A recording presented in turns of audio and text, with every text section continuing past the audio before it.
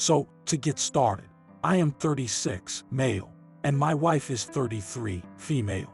We are expecting our first child soon. My mother, who is 70, was diagnosed with stage 4 cancer and has been hospitalized since it is so bad doctors say she will not survive since treatments aren't working well on her. My dad died when I was young, and my mom took care of me while working 2 jobs so that I could have a good life. I feel I owe everything to my mother. I bought her a house and whatever she needed so that she could live her older years well since we had to struggle so much. When I got home from work and visiting my mom, my wife and I were talking, and she asked if you got a call that I was in labor or your mom was going to die, who would you pick? I told her I would pick my mom. She asked why, and I told her that I wanted to be there to say goodbye to my mom since I would never see her again, and so she would have somebody there in her final moments. She got mad and said what about her and our baby. I told her I would try to be there as fast as I could after my mom, but that most likely wouldn't happen, so I told her not to worry about it. She was still mad and told me to get out of the house. I left, and now I'm at my mom's house. So Reddit AITA, edit. To everyone saying that I would be leaving her in alone. No, I wouldn't. She would have her mom there. She has said she wanted her mom there with her. Yes, I was right for leaving my house. It was either I leave or she go, and I was not about to put my pregnant wife out of our house. Yes, I have been there for her. I have taken off work to comfort and help her in any way she needs during this pregnancy. Edit 2. I keep getting the same question about why did I leave my house even though I may own the house. It was late and I didn't want my pregnant wife out late at night, but she told me to leave, so I knew it was either me or her. 2. My mother is in the hospital. She is not at her house. 3. I thought a lot about what a lot of you said about how I should put her first, but she doesn't put me first at all. She chooses her sisters over me all the time. 4. I do not make her feel second. I have put my wife first, especially in emergencies, and I have tried my best to comfort her. I have gone home and I'm thinking I don't need to apologize to you. I really don't know. Relevant comments. 1. You got kicked out of your house for getting a hypothetical question wrong. On face value UNTA. But what is likely happening is your wife isn't feeling the support and love she really wants and needs right now. Is she a super needy controlling woman? Or simply feeling a tad neglected? Hormonal. I think you need to consider the why she asked the question and address that's the problem. The hypothetical question and hurt reaction is simply how it plays out. Get out of your mom's house and go fix this. Leaving her home alone isn't going to help. Sleep out front if you need to. Bring lots of apologies to you were not kicked out for a bad answer here. There's a feeling of loss and something missing that your wife isn't feeling and needs to as soon as possible. Figure that out and go give it to her. And give her another version of it every day for the rest of your life. Go find out what part of love your wife doesn't think she has. Don't become a whitey A and sleep at mom's house. OOP. No, she's not a needy controlling woman. I never thought about that. But I did plan to go home and apologize today and ask her some questions about it. Relevant comments. 2. Info. Have you missed important appointments or not helping out around your own house as much, making your wife feeling like she is alone, for her to ask questions like that? OOP. No, I have been to all but one, and that's because she forgot to tell me about it.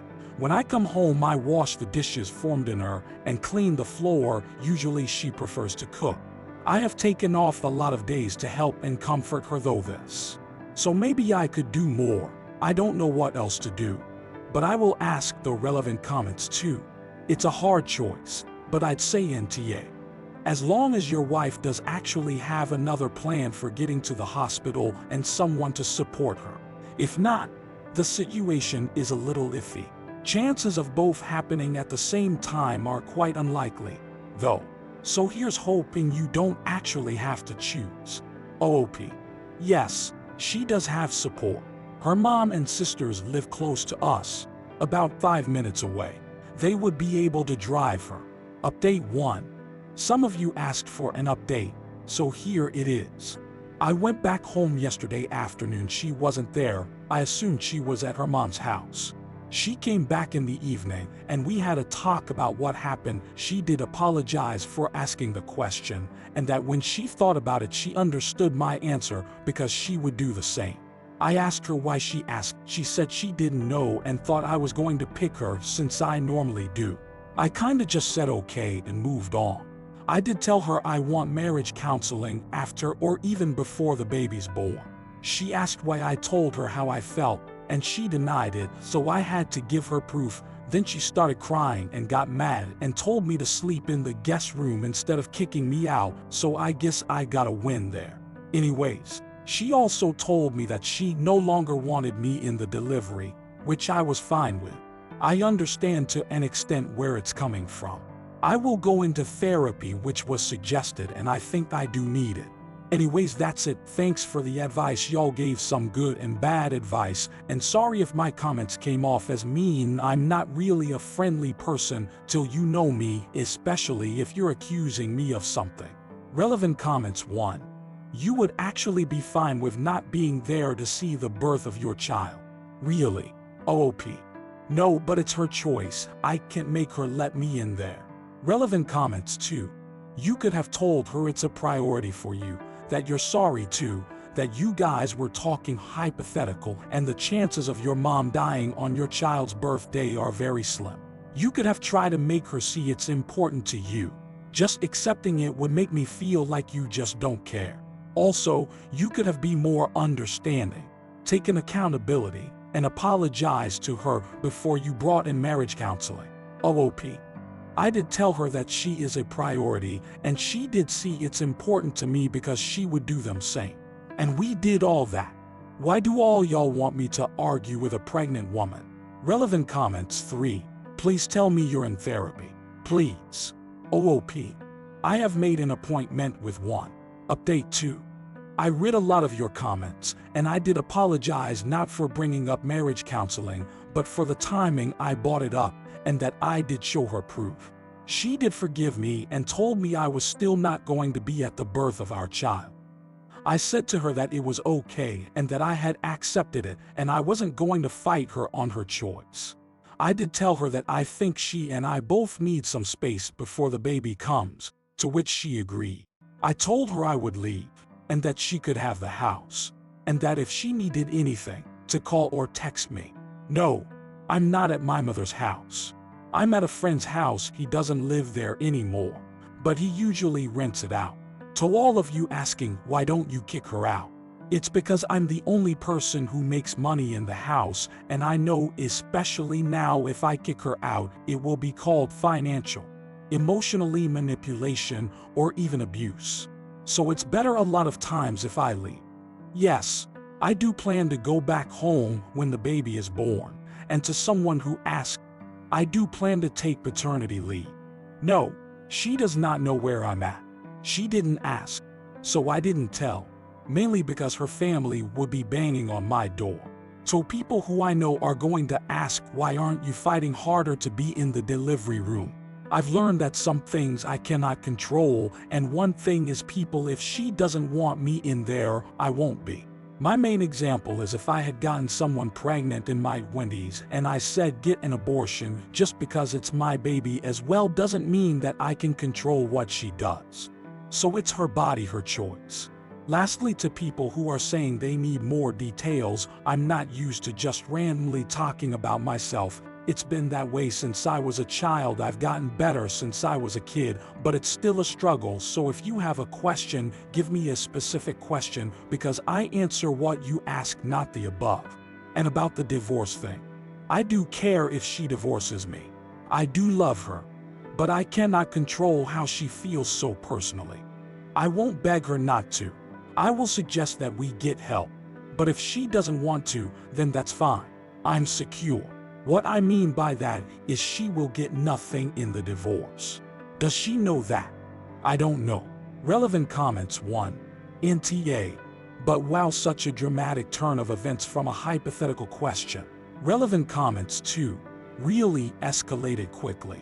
Like, Now I don't think he's even going to have his wife as an emotional support when his mom dies. I hope he has a support system in place because he's going to need it. OOP.